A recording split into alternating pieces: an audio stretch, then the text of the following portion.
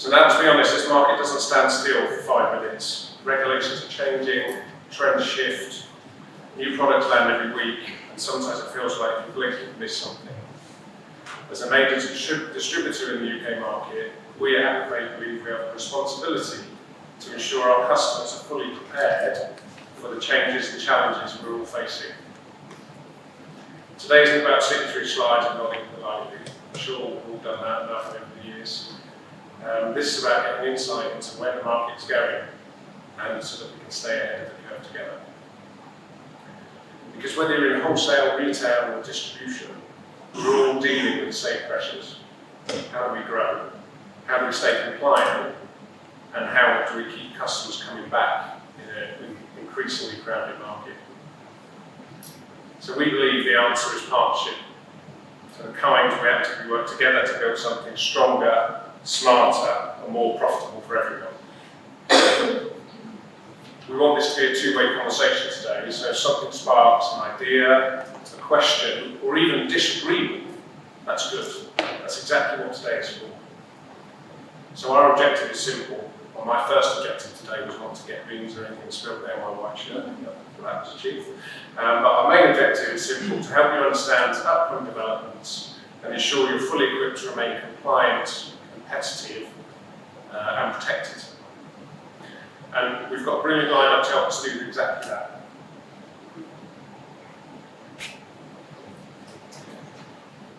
I'll give you a very brief overview of the UK market. I know some of the presenters also have some market dynamic slides within their presentations, so I'll make mine very brief.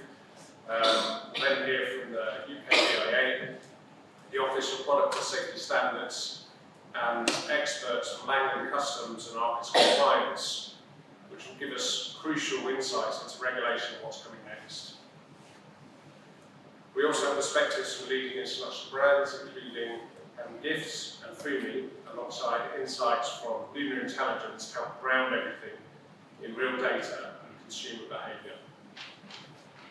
After the presentations, we'll have time to ask questions, if you still have any. Hopefully we'll answer most of them throughout the presentations, but there will be a Q&A session, a panel that will be hosted by our head of wholesale brand members. So between policy, compliance, product, and consumer, I think we've got every angle covered, hopefully. Thanks again for being here. Let's get to the slides. So, this slide shows the evolution of the UK market from a retail sales value point of view. Now, this is based on Nielsen data, which of course doesn't cover the full market. It obviously is only traditional retail. It doesn't include vape stores, online, or other channels.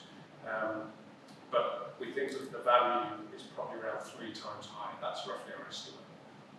So roughly about 4.5 million. What the slide does show is the impact of the single-use ban on traditional retail. 2 years ago, there's a 19% decline. 12 months ago, a 10% decline. But there is good news. The good news is we've had a 10% increase since or 10% increase in value since the single-use ban came into place. What's quite interesting about the vape market, certainly traditional retail, is the impact on consumer New Year's resolutions. It's very similar to how it is in tobacco, where you get seasonal dips in New Year each year.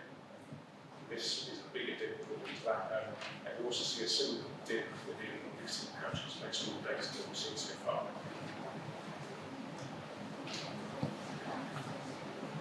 This slide shows the percentage share of sales value of subcategories based on Aquavape sales out to our customers.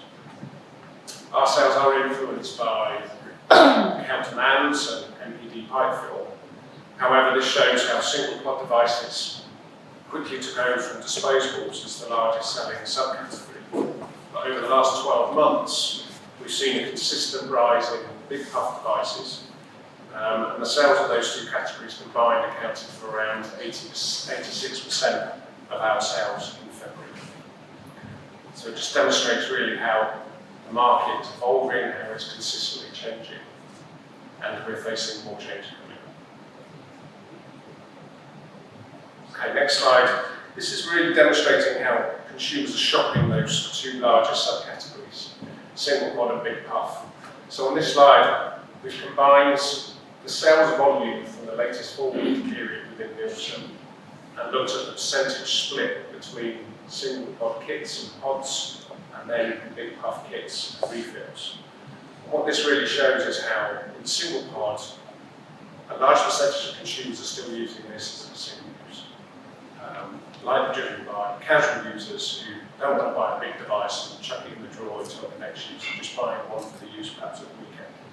Whereas a big puff, the trend is completely different. Consumers are looking for value. They're looking for that lower cost per puff or per milliliter of liquid. And what we don't know is what impact vape duty will have on this. Because obviously the relative value that goes in, the 12 mil, obviously the taxation on that one is going to be much higher than a 2 mil pod or a 2-pack of 2 mil pods in terms of refills. So it's really important that your ranging reflects this when you're looking at products, in that your balance of kits and pods on single puff is going to be different to that of large puff.